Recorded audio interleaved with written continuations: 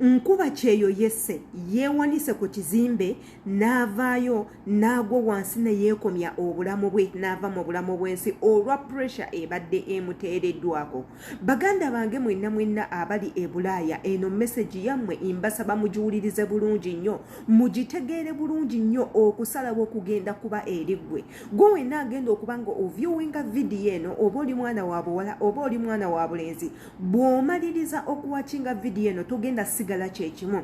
Ogenda sigala nga oyina by'oyize, ogenda sigala nga otegedde, ogenda sigala nga ozibuddwa amaaso okusalawo kusigale eriggwe alabye video eno. Wabula ng'ate nze atudde mu video eno kennyini amanya yenze Shila Adita.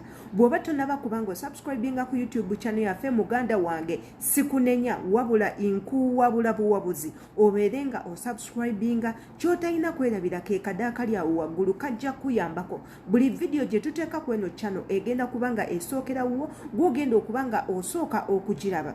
Jangu otwegatteko wabula ng'ate ne mwaba subscribing edda wabula imbaagala nnyo baganda bange nsaba Mukama abeere nga abaddizaawo mweyongere okusubscribinga ate na mweyongere okukoona ku kade oleme kusubwa kintu kyonna. Buli kye tuteekayo kiri beneficial kigenda kubanga kikugasa naddala ng'oli mu nkuba kyeyo.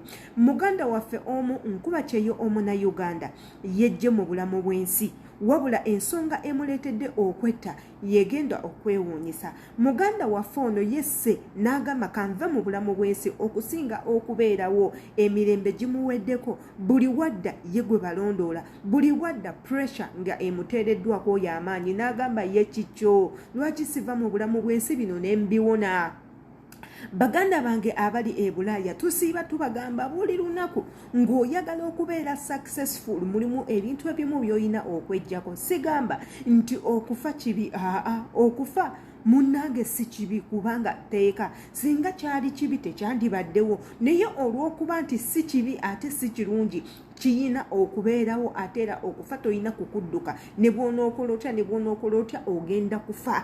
Episode yo eba eweddeko ey'obulamu bwo Katonda bw'atyo bw'aba yabutaaminga. Naye igwe ali e Bulaaya tokkiriza kubeera pressurized okuva eri omuntu yenna. Wagenda okujja e Bulaaya nga gw'omanyi ensonga lwaki osazeewo okujja okukola. Wagenda okuva e Uganda ng'okimanyi oyina lisiti y'ebintu by'oyagala era ebintu ebyo nga bye birina okubeera priority mu bulamu bwo. Wagenda okuvayo ne weerekereza amasanyu, ne weerekereza okucakala, ne weerekereza emmere ennungi, okusula obulungi, okutambula, okuba ku ndongo n'okuvisitinga mikwano gyo n'ojjokole nga oyina ensonga. Ensonga eyo gye wandibadde okulembeza. Bangi nnyo mutuuka eno okujja okuba ebyeyo ne mwetikka emigugu gya famire yammwe. Muganda waffe eno ensonga lwaki avudde mu bulamu bw'ensi lwakumusabiriza nnyo ssente. Aba famire nga basusse okumusaba buli kimu ne bamusaba, buli kimu ne bamusaba, ne bamuteekako pressure gy'atasobola kubanga ahandolinga. N'atuuka kiseera pressure n'ebeera y'amaanyi ku mutima ng'alaba omugugu ogwa famire ye gwonna yagwetisse. Kino kye tusiba tubagamba abantu abamu mu bulamu bwammwe temubeetaaga. Kkiriza oba ogaane. Kkiriza oba ogaane, si buli kizibu kya famire yo nti ogenda kukimaliriza. Kkiriza oba ogaane, abantu bakwagala nga oyina. Kkiriza oba ogaane, n'abo bonna be wafiirwa nga toyina ssente bajja kudda ng'ozifunye. Kkiriza oba ogaane nti bw'onookola n'otuuka ku biruubirirwa byo bw'ogenda osobola okuyambako abantu abamu bolowooza nti balina okuyambibwa. Bw'oba tonnaba kutuuka gy'olaga muganda wange tosobola kuyamba muntu yenna. Mulekerawo okwetikka emigugu gya famire zammwe. Mulekerawo okubeera bakamala byonna abafamire yammwe.